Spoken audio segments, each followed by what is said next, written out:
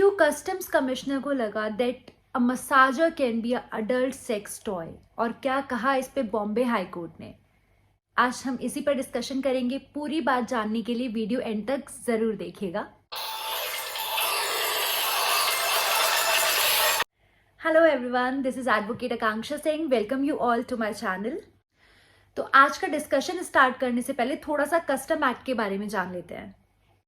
Custom Act, which is CBIC, Central Board of Indirect Tax and Customs. It basically deals in a formulation of policy of customs and central excise duty. It also deals in a service tax and also it prevents the smuggling.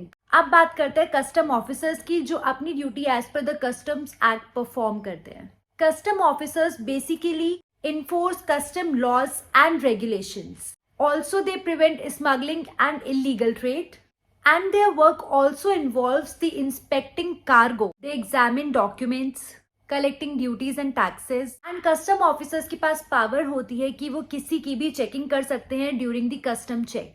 And कहीं भी उनको कुछ suspicious लगता है या कोई person suspicious लगता है तो वो उसको इन्वेस्टिगेट भी कर सकते हैं। अब ऐसे ही एक सर्च के टाइम पर कस्टम कमिश्नर को मसाजर मिलता है, जिसको वो सीज कर लेते हैं बोलकर that it can be used as a adult sex toy. साथ में वो ये भी बोलते हैं कि ऐसे आइटम्स इंडिया में एक्सपोर्ट नहीं करे जा सकते, ऐसे आइटम्स प्रोहिबिटेड है इंडिया में एक्सपोर्ट करना as per the customs act. और फिर मई 23 को central excise and service tax appellate tribunal एक ऑर्डर पास करती है, जिसमें सेम वही चीज लिखी जाती है जो कस्टम्स ऑफिसर ने, कस्टम्स कमिश्नर ने मेंशन करी थी। At the time of seizing the massager, considering it that it can be used as the adult sex toy.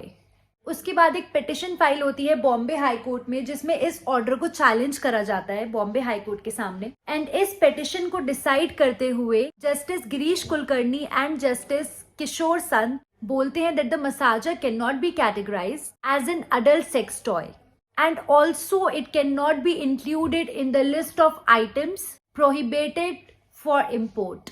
Commissioner of customs के द्वारा मसाजर को अडल्ट सेक्स टॉय बोलने के ऊपर हाईकोर्ट अपनी ओपिनियन भी रखती है और ये बोलती है that it was clearly figment of imagination of the customs commissioner. और जो ऑर्डर पास करा गया by central excise and service tax appellate tribunal उसको क्वैश कर देती है। ऐसी बहुत सी चीजें हैं जो प्रोहिबिटेड हैं इंडिया में इंपोर्ट या इंडिया से एक्सपोर्ट करने के लिए, बट उसमें हर वो चीज ऐड नहीं होती जो किसी की एज अ इमेजिनेशन के थ्रू लोग अपना परसेप्शन बना लेते हैं कि यार that this can be used as such and such thing, because there is a prescribe list जिसमें ये बताया गया है कि कौन सी चीज़ इंडिया में एक्सपोर्ट हो सकती है और कौन सी नहीं हो सकती, कौन सी चीज़ इंपोर्ट एंड एक्सपोर्ट में बैन है और कौन सी चीज़ नहीं बैन है। अब उन चीज़ों से मिलती जुलती अगर कोई चीज़ कोई और चीज़ हो जिसको किसी का परसेप्शन या किसी की इमेजिनेशन के थ्रू वो कुछ और पता चल रहा है, दैट डजंट मीन कि वो चीज़ बैन हो जाएगी as per the customs act. अब एज अ जनरल पब्लिक आप बताएं कि आप इस बारे में क्या समझते हैं और आपकी ओपिनियन क्या है। And don't forget to subscribe the channel, share and like the video. Thank you.